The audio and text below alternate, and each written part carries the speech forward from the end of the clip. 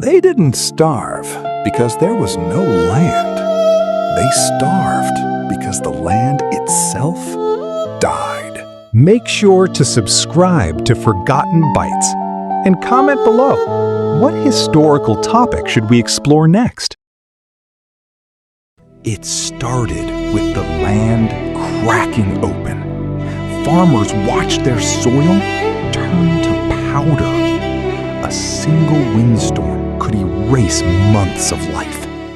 Then, years. And when crops died, food disappeared overnight. Stores emptied.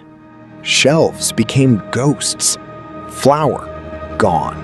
Meat, gone. Milk, rare luxury. Families started counting meals, not days. One meal a day became survival. When food disappears, imagination becomes survival.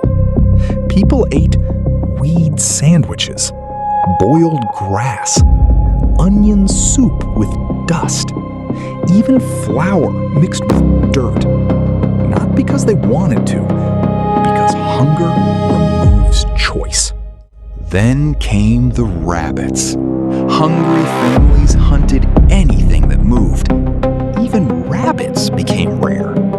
Children waited for fathers to return, not knowing if dinner would come home or not. Hunger doesn't just empty stomachs, it changes minds.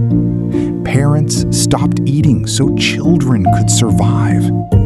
Some days, no one ate at all. For the first time in years, help arrived.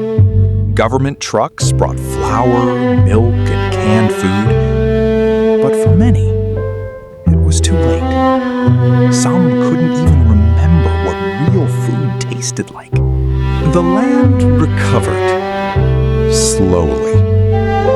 But the memory stayed.